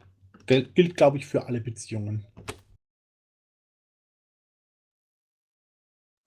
Ja, finde ich auch sehr, sehr schön. Habe gerade so drüber nachgedacht, das ist auch wirklich das, was passiert, dass du sagst, okay, jetzt hast du vielleicht mal so eine Phase, wo wieder mehr Schlagen ist, dann hast du eine Phase, wo mehr Erniedrigung ist, dann hast du jenes und dieses, aber halt immer unter dem Aspekt, passt gerade, funktioniert es, wobei man natürlich dann, wenn ich jetzt frech bin, wieder an den Punkt kommt zu sagen, ja, okay, und wenn die Suppe jetzt in die Richtung will, muss der Dom dann hinterher, dann können wir wieder das Thema von vorne aufrollen.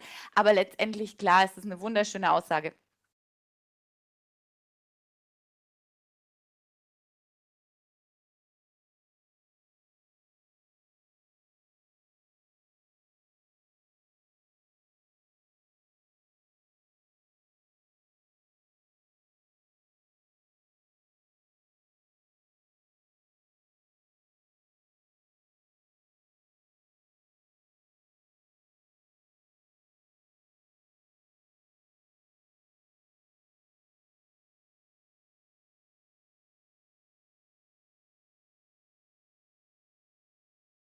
Also dann mache ich den Anfang, weil ich es ja vorhin auch schon mal gesagt habe, weil ich drüber nachgedacht habe, was ist eigentlich schlimmer? Ähm, Ich finde das Psychische, jemanden psychisch leiden lassen, jemanden psychisch runterlaufen zu lassen, diese Erniedrigungsspiele, da kannst du, also das ist, finde ich, heftiger wie Schmerz und wirklich diesen Punkt, also Schmerz. Also ich finde das Psychische tatsächlich heftiger, weil es langanhaltender ist, weil es einen tiefer runterreißt, was aber dann auch dementsprechend, wenn es aufgelöst wird, dann nachhaltiger und langanhaltender wirklich mich schweben lässt. Also so geht's mir. Chris? Hm. Ich kann es jetzt nur aus dominanter Sicht sagen und ich finde den Schmerz an sich, also körperlichen Schmerz, der verheilt ganz schnell. Psychischer Schmerz ist wesentlich langwieriger und wesentlich gefährlicher. Wenn du jemanden psychischen Schmerz hinterlässt, der kann auch noch nach vielen Sessions wieder aufbrechen und was hinterlassen. Während ein Wunderarsch, jetzt um es mal extrem auszudrücken, relativ schnell wieder verheilt.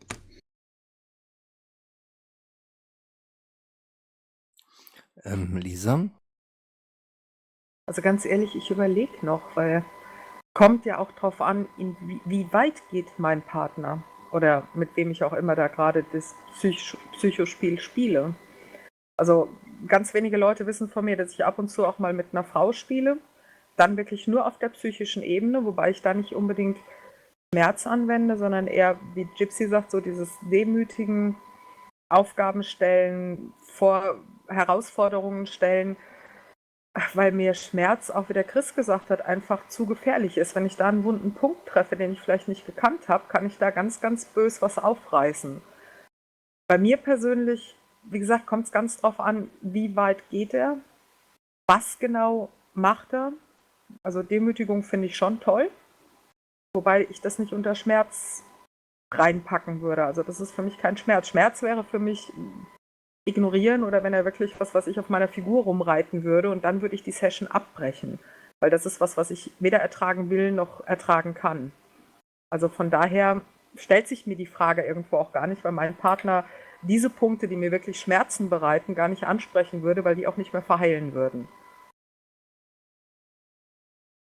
Klar, Vielleicht das ist sollte man logisch, das ja. also nicht als Schmerz definieren, so welcher Schmerz ist schlimmer, welches Leid. Ne? Vielleicht kommen wir da dann eher an den Punkt, weil ich meine, wenn dich jemand richtig erniedrigt, dann leidest du in dem Moment und das bewusst und das gewollt. Vielleicht kommen wir da dann eher auf den Nenner. Naja, ich denke, man muss egal was man macht, ob man das körperlich oder seelisch macht, man muss immer wissen, was man mit dem anderen tut. Ich denke, man muss noch ein bisschen feinfühliger sein, wenn man mit der Seele eines Menschen arbeitet. Sag mal, arbeitet oder spielt oder ne, spielen finde ich ja noch viel schlimmer als arbeiten. Ähm, also man muss viel feinfühliger sein, wenn man da im seelischen Bereich irgendwie was tut, weil das kann sich wirklich ganz, ganz böse manifestieren und eine Strieme, die geht halt mal weg. Thomas, Problem ist, wenn du psychisch arbeitest, weißt du oft nicht, was du tust. Du machst das perfekte Psychospiel, was der andere eigentlich will, aber was trotzdem was aufreißt, was tief unten verborgen ist. Und das ist das Problem. Bei körperlichen Sachen haben wir Menschen einfach recht gute Erfahrungswerte. Da können wir damit operieren. Bei Psychospielen weißt du nicht, wo es hinausläuft. Ein Psychospiel kann 100-mal gut gehen und dann einmal absolut daneben. Du reißt den wunden Punkt, irgendeine Kindheitserinnerung, irgendeinen Verlust, irgendwas auf und machst denjenigen damit psychisch wirklich, wirklich auf lange Sicht kaputt. Also da muss ich eingreifen, Chris. Man spielt nicht mit der Psyche von irgendjemandem, den man nicht kennt. Also es gibt genau eine Frau, mit der ich ab und zu spiele und dann auch auf dieser Psycho-Ebene, wenn du es so nennen willst, und da weiß ich ganz genau, das, was ich mit ihr mache, wird keine Wunden aufreißen. Ich meine, das sind dann auch meistens Aufgaben, die ihr peinlich sind oder Aufgaben, wo sie vorher schon sagt, boah, nee, das kann ich im Leben nicht, wo sie dann nachher auch stolz auf sich selber sein kann, dass sie das gemacht hat. Mit der Psyche zu spielen, mit jemandem, wo man nicht genau weiß, was seine Kindheit war oder gerade in solche Punkte reinzugehen, halte ich für verantwortungslos. Ist es auch definitiv. Deswegen, ich sage, es ist einfach sehr gefährlich. Und das Problem ist häufig, ich meine, wie du jetzt sagst, mit Aufgaben, Spielchen und solche Sachen, das ist relativ, ich sag jetzt mal, an der äußersten Oberfläche einfach ein bisschen an der Psyche gestreichelt, aber wie du schon sagst, am Ende fühlt sie sich gut, weil sie es geschafft hat. Aber wenn ich von Psychospielchen rede, dann rede ich jetzt von wirklichen Dominanzspielchen, wo es jetzt wirklich um Erniedrigung geht. Und da ist es, glaube ich, sehr schnell sehr gefährlich. Ja, also ich bin so Psychotant, ich kann es echt nur wirklich betonen, dass es tatsächlich so ist. Also das kann manchmal, da kommen dann irgendwelche Ekelgefühle hoch von irgendwelchen Missbrauchsgeschichten oder so, da kannst du gar nichts dagegen machen und dann ist es da. Deshalb Lisa und Chris haben da total recht. Sowas bitte, bitte nur machen, wenn ihr den Partner kennt und vor allen Dingen, wenn ihr hinterher auch da sein könnt und dann auch eine Woche hinaus oder so, weil das kann man nicht beeinflussen und man kann das nicht immer als weder, egal auf welcher Part du bist, du kannst es dann auch ganz, ganz schwer irgendwie handeln und ja, deshalb also mit sowas wirklich aufpassen. Jetzt mal eine ganz dumme Frage an euch. Ihr schreibt ja nun in genau diesen Bereichen auch Bücher und Geschichten. Sind es nicht auch in übertragenen Sinn Psychospielchen? Nein. Also das, was ich schreibe, ist Kopfkino. Das hat mit Psychospielchen meiner Meinung nach nichts zu tun, weil ich ja keinen meiner Leser zwinge, das zu lesen oder den zwinge, das zu lesen und keinen Orgasmus zu kriegen oder so, sondern es ist einfach nur fantasieanregend, Kopfkino anregend. Und also mit Psychospielchen würde ich mal sagen, hat weder meine Geschichte noch die von Chris noch die von Gypsy was zu tun. Sehe ich auch so. Also da gibt es keinen wirklichen Aspekt. Selbst wenn wir mal eine Geschichte über Psychospielchen schreiben, hat es keinen aktiven Part, weil Psychospielchen finden auf den ganz anderen Ebenen statt. Jetzt nehmen wir Ja, mal es ist ja dieses auch so ein Wort bisschen. Psychospiel raus und sagen, spielen mit der Psyche. Spielen mit der Psyche würde ich jetzt mal gleichsetzen wie Kopfkino. Dann würde ich sagen, je besseres Kopfkino und je besser ihr mit der Psyche der Leser spielt, je erfolgreicher werdet ihr. Aber das sind jetzt alternative Fakten, Tom. Das sind Fakten. Das ist Alternative Postfakt. Fakten. Ja, ich weiß schon, auf was du hinaus willst. Letztendlich ist es aber auch bei jedem Horrorfilm und bei jedem Thriller ja irgendwie so, dass du als Autor, als Filmemacher, was auch immer, mit den normalen Ängsten des Menschen spielst und sie dann da durchlässt. Und ich bin zum Beispiel eine, ich kann keinen Horrorfilm anschauen. Ich schaue dann einfach 2 Stunden zum Fenster raus, wenn ich das anschauen muss. Ja, natürlich, klar. Das ist ja mit ein Teil von dem Ganzen, dass man dann sich bewusst als Leser oder als Zuschauer hinsetzt und sagt, so, das gebe ich mir. Und natürlich kann das passieren, ja. Das kann dir aber auch beim normalen Buch passieren, dass da irgendwas angetriggert wird, wo du dann plötzlich abgehst. Aber also wenn wir da als Autor jetzt auch noch die Verantwortung für übernehmen, ich glaube, dann braucht man immer schreiben. Ich habe nicht gesagt, ihr sollt eine Verantwortung dafür übernehmen. Ich habe also die Verantwortung natürlich, und das möchte ich auch ganz klar sagen, die Verantwortung für das, was ich mir kaufe oder was die Leser sich kaufen, was die Leser lesen, liegt natürlich bei den Lesern. Und wenn sie den Stoff gut finden und sie kaufen mehr, dann liegt auch wieder die Verantwortung bei dem Leser. Aber eine Geschichte ist doch Kopfkino. Eine Geschichte ist doch ein Spiel mit der Psyche, oder? Kino ist jetzt aber kein Spiel in dem Sinn. Also Kopfkino ist, ich meine, es läuft dann was zwar ab, aber es ist ja keine Interaktion, die dann stattfindet. Also ich muss dir in gewisser Weise recht geben, Tom, allerdings auf einer anderen Art. Ich sag mal, wenn ich jetzt in meiner Geschichte anfange, dass die am Anfang gequält wird und über ihre Grenzen hinausgetrieben wird und dann kommt halt der andere, der zweite Prota und rettet sie da raus, kann das natürlich in dem Kopf einer Sub oder auch eines anderen Menschen ja, bösartige Erinnerungen hochholen, wenn er sowas schon mal erlebt hat. Genauso bei Entführungsgeschichten, wo dann das Stockholm-Syndrom kommt oder so. Natürlich kann dann derjenige, der es liest und sowas vielleicht schon mal erlebt hat, da bösartig getroffen werden. Das ist ganz klar. Aber ich spiele ja dann nicht mit diesem Menschen, weil ich das drauf anlege. Wenn ich jetzt mit meiner Sub spiele, dann lege ich es darauf an, dass die genau dahin kommt, wo ich sie hinhaben will. Aber solche Gefühle will ich in meinem Leser ja nicht haben. Ich möchte, dass mein Leser seine 3-4 Stunden Spaß hat, die Welt um sich herum vergessen kann und nachher das Buch weglegt und sagt, boah, das war schön und nichts anderes.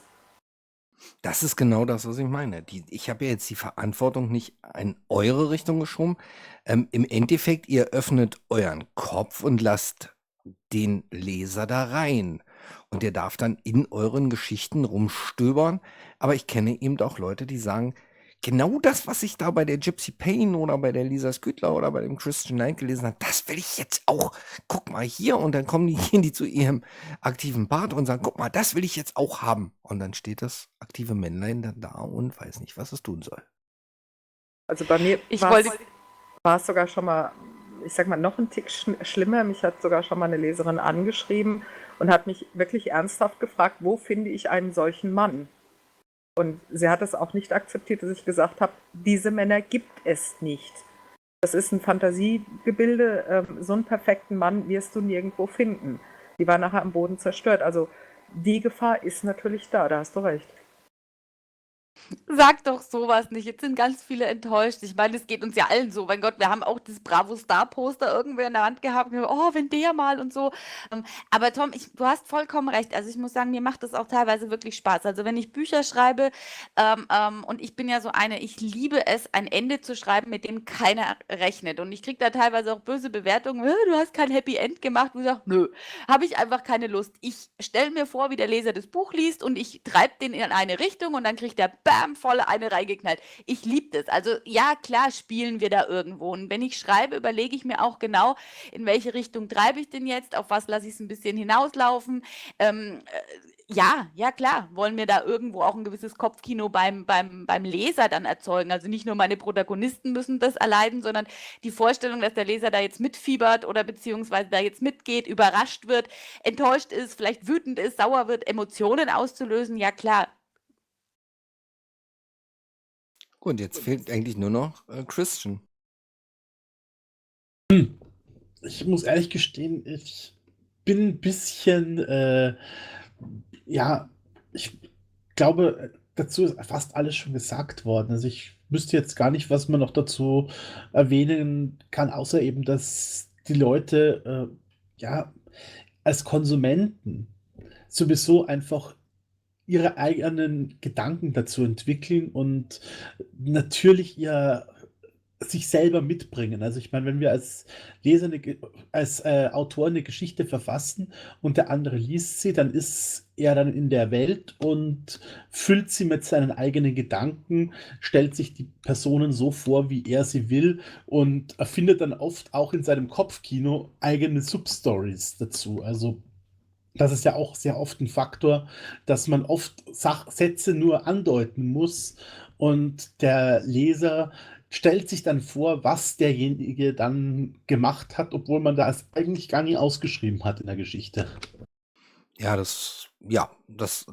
gesagt, also ich denke auch, dass, wie du es jetzt gerade schon gesagt hast, ich denke, dass ihr drei gerade auch alles, was man dazu sagen kann, gesagt habt. Ich meine, bei Herr der Ringe gibt es ja der Ring, der sie knechtet. Für mich schließt sich eigentlich auch der Kreis. Ihr seid Autoren, ihr habt Ideen und ihr teilt die auch mit und es geht nach außen, was ihr sagt, eure Gedanken, eure Fantasien. Jeder, der Fantasien hat, muss damit eigenverantwortlich umgehen, ob dominant, ob submissiv, ob aktiv, ob passiv. Wichtig ist nur, dass man das alles mit den Menschen macht, die dazu auch kompatibel sind, denke ich. Und ich denke, um jetzt mal, wenn wir über Schmerz, BDSM-Sessions, Beziehungen und sowas alles reden, könnte man vielleicht sagen, dass man erst in dem Moment wirklich pervers ist, wenn man niemanden mehr findet, der das, was man im Kopf hat, mit einem machen will. Nein. Nein. Ja, nein, kann ich jetzt nicht gelten lassen. Also da muss jetzt ein bisschen mehr kommen. Also das mit der Perversion kann schon also es gibt ganz viele Sachen, die wirklich extrem sind und ich meine, es gibt Leute, die haben Todesfantasien, die haben Verstümmelungsfantasien und so weiter und es gibt Leute, die das mit einem machen wollen. Also dieser Spruch kann man so nicht stehen lassen, weil Ja, das ist dafür dann gibt aber, da es bist du dann vielleicht nicht tolerant genug. Ich sag mal, in dem Moment, wenn du niemanden mehr findest, der Dinge, die du gerne machen möchtest, mit dir macht, erst in dem Moment fängt Perversion an. Also wenn man sich so weit außen hinstellt, in meinen Augen. Tom, aber das ist jetzt, also das ist dann so wie wenn Adolf Hitler jetzt hergeht und sagt, ich habe halt auch meine Meinung und ich will halt meinen kleinen Krieg führen und das haben ja genug mitgemacht. Also seid doch tolerant für mich. Ja, ich finde es jetzt auch. Also, ich weiß schon, was du für eine Idee dahinter hast, aber du findest bestimmt auch eine Zwölfjährige, die dich ficken will, aber mach's einfach nicht. Oder frag mal ein Tier, will das? Also, wo hörst du da auf? Also, ich glaube, das geht tatsächlich, ja, muss man einfach gewisse Grenzen haben und die sind relativ eindeutig ab einem bestimmten Punkt, wo man sagt, diese Dinge gehen nicht, die sind einfach pervers und zwar pervers in dem Sinne, dass sie nicht gut sind. Ich meine, pervers kann ja auch was Geiles sein, aber ich Gut, glaube, im darüber Rahmen der braucht man nicht wirklich reden. Konventionen. Also ich denke jetzt, für mich war jetzt sowas wie Kindertiere und so nun mal wirklich außen vor. Also es gibt Dinge, die sind ja nicht nur pervers, die sind auch strafrechtlich sehr, sehr relevant und auch menschlich und emotional sehr relevant, dass man sowas nicht macht. Also das habe ich jetzt eigentlich bei euch auch vorausgesetzt, dass ihr mir so viel zutraut, dass ich das nicht mit einnehme. Ja, aber das ist immer das Gefährliche bei solchen Pauschalaussagen, weil die von Leuten ganz schnell, ganz extrem interpretiert werden können und auch zum Beispiel, was das Strafrecht angeht, nicht immer eindeutig sind, weil es gibt ganz verschiedene Länder mit ganz verschiedenen Strafrechten. Also da sollte man einfach vorsichtig sein mit solchen Pauschalaussagen. Also ich sehe es noch ganz anders, mal abgesehen von der moralischen Seite. Also ich rede jetzt nicht von Kindern, Tieren oder sonst was, sondern nehmen wir einfach mal das Beispiel, wie Tom sagte, Verstümmelung, Töten oder so weiter oder solche Sachen. Das war ich. Oder, sorry Chris, wie du es gesagt hast. Also, ne, wie gesagt, die moralische Seite, ganz klar, braucht man nicht drüber zu reden, ist ein absolutes No-Go. Pervers ist für mich allerdings erst jemand, der was im Kopf hat, das mit jemandem macht, der das nicht will. Also wenn jetzt jemand sagt, ich habe aber die Fantasie, ich schneide einem den Arm ab, der sucht sich jemanden und die sagt auch ganz klar, nee, nicht mit mir und der geht trotzdem hin und schneidet ihr den Arm ab. Das ist für mich pervers. Abgesehen davon, dass es auch noch strafbar ist und. Na, da Die sind wir Fanta doch auf einer Linie. Genau die das ist ja das, was Fantasien, ich gesagt habe. ja, die Fantasien, die einer hat, das ist so eine andere Sache. Ob der dann krank ist oder ob der irgendwo im Kopf eine Fehlschaltung hat, steht auch auf einem anderen Blatt. Aber solange er die für sich behält und nicht auslebt, würde ich ihn jetzt noch nicht mal als pervers einschätzen. Ist denn pervers immer negativ? Finde ich nicht. Pervers ist eine Definition. Also Definitionen können normalerweise gar nicht sein. Die können weder negativ noch positiv sein. Damit wird etwas definiert, was außerhalb der Norm funktioniert. Ja, ich finde es nämlich einen wichtigen Aspekt. Also ich meine, ein bisschen pervers zu sein, ist ja aber heutzutage irgendwie schon wieder cool oder das darf man ja auch. Deshalb würde ich dieses pervers, vielleicht, wir haben es jetzt sehr ins Negative gezogen, um mal ganz schnell diese Aussage in eine Ebene zu heben, wo man sagt, gut, wir können darüber diskutieren. Ist es ja auch ab einem bestimmten, ja, ich bin pervers, ja, weil ich meinen Arsch aushauen lasse. Ja, aber dann ist es okay, dann bin ich gern pervers, weißt du? Das erinnert mich jetzt gerade an diesen Film Ein Alien namens Paul, wo derjenige irgendwie eine Frau mit 3 Titten gezeichnet haben und alle gesagt haben, cool. Und dann hat er gesagt, oh, ja, ich könnte ja mal eine Frau mit 4 Titten zeichnen. Das ist aber pervers. Ja, ist es dann auch. Gut, ich danke euch auf jeden Fall schon mal für diese doch sehr anregenden Gespräche und Ansichten, die ihr habt und die ihr hier mit eingebracht habt. Im Grunde genommen, wie gehabt, solange alle Spaß daran haben und jeder freudig aus allem herausgeht, was er macht und was er heute Nacht und vielleicht auch am Wochenende macht oder in 10 oder 20 Jahren, ist es gut, solange man wirklich sich seines Lebens freuen kann. Das ist für mich jetzt mal so das Schlussstatement. Wie immer am Ende der Sendung, und heute werden wir auch ein bisschen überziehen, gebe ich jetzt meinen Gästen gerne das Wort. Und ja, dann fangen wir heute mal auch mit unserer lieben Gypsy an. Ich glaube, die hat einiges, was sie euch da draußen erzählen möchte. Das ist aber lieb. Ich fasse mich trotzdem so kurz, wie es geht. Ich habe ja heute wirklich viel geredet. Ich hoffe, es war dem einen oder anderen nicht zu persönlich. Manchmal muss es einfach dann raus, weil ich denke, ich bin einfach so, wie ich bin und ich bin echt. Und wenn man mich was fragt, kriegt man auch eine Antwort. Also ich habe ja auf Facebook ganz groß angekündigt, 3 Überraschungen. Die erste gab es ja schon.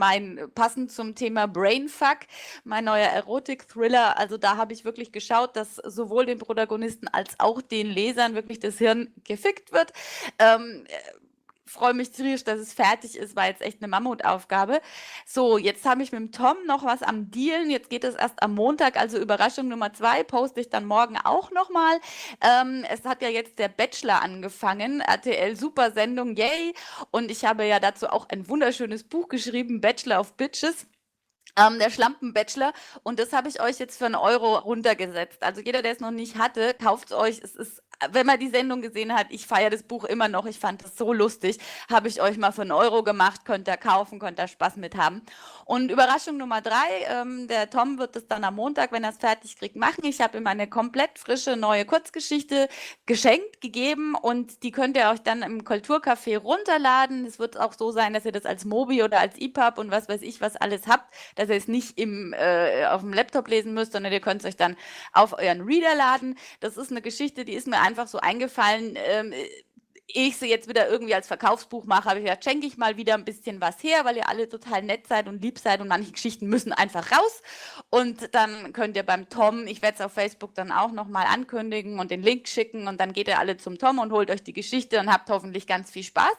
Und ja, das war's von mir. Ich wünsche euch einen wunderschönen Abend. So, jetzt haben wir den Chris. Chris, was gibt's bei dir Neues? Ja, bei mir Neues. Jetzt in diesem Monat, meine Lektorin ist gerade fleißig am Korrigieren. Ich habe nach langer Zeit Weiße Mädchen in Afrika jetzt fertig geschrieben, endlich. Ja, richtig umfangreich geworden. Und ja, wird diesen Monat wahrscheinlich erscheinen. Und ja, ich hoffe mal, von den ganz, ganz vielen Lesern, die den ersten Teil verschlungen haben, wird es dem einen oder anderen gefallen. Ich habe ehrlich gesagt sehr daran gearbeitet, weil natürlich wieder sehr viel Aktuelles Zeitgeschichtliches damit reingearbeitet, aber auch, wie ich hoffe, ein paar interessante Figuren und ein paar Wendungen, die der eine oder andere vielleicht so nicht erwartet hat. Also so eine Mischung aus Erotik, Action, bisschen Liebe, bisschen BDSM. Ach, es ist alles mit drinnen. Dominant, subversiv, die eine oder andere Ohrfeige. Ach ja, bin mal gespannt, wie es den Leuten, die es lesen werden, gefällt. Ja, das gibt so bei mir Neues und ansonsten, ja, bin ich gespannt. Ich schreibe gerade noch eine Kurzgeschichte fertig, wahrscheinlich heute Nacht und werde, ja, dann schauen, was ich diesen Monat so noch vor mich hinschreibe. Gut, jetzt kommen wir zu unserem Arbeitstier. Also mindestens genauso ein Arbeitstier wie Gypsy von Chris ist ja die Lisa. Die hat ja meines Wissens Messen, Messen, Messen, Bücher, Bücher, Bücher, Hörbücher, Messen, Messen, Messen. Jetzt, was gibt's bei dir alles Schickes Neues? Ja, so ungefähr. Also das erste ist jetzt gerade das Amazon Indie Lesefest, wo insgesamt 4 meiner Bücher auch im Deal sind. Diese Woche kriegt er noch meinen Liebesroman Zärtliche Intrigen für 89 Cent.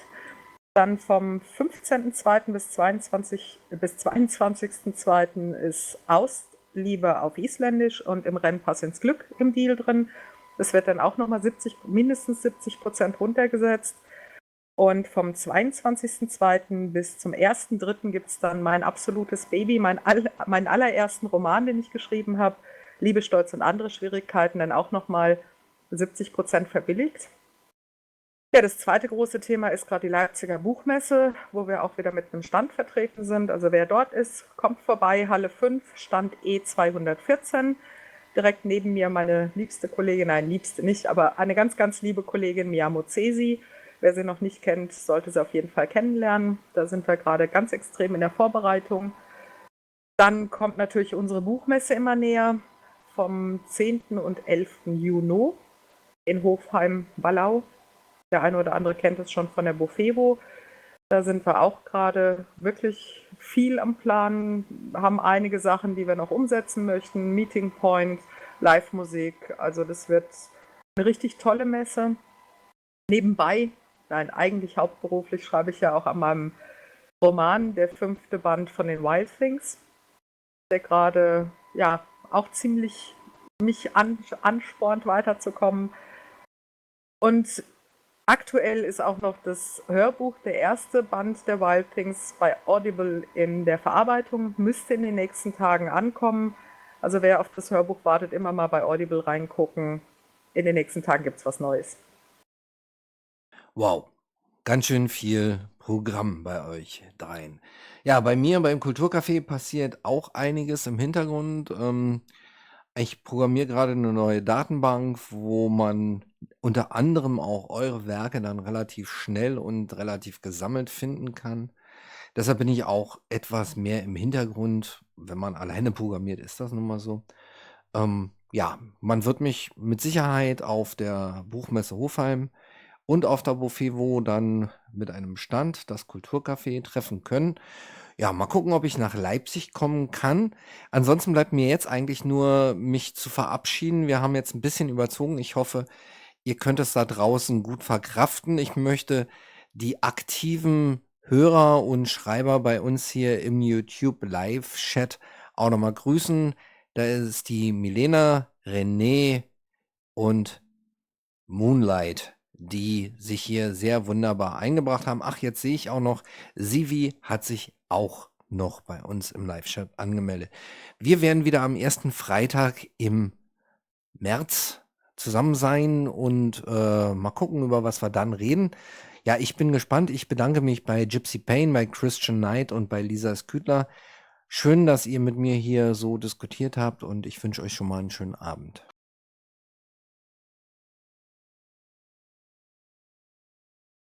So, ich mache dann aus. Es ist dunkel in Deutschland.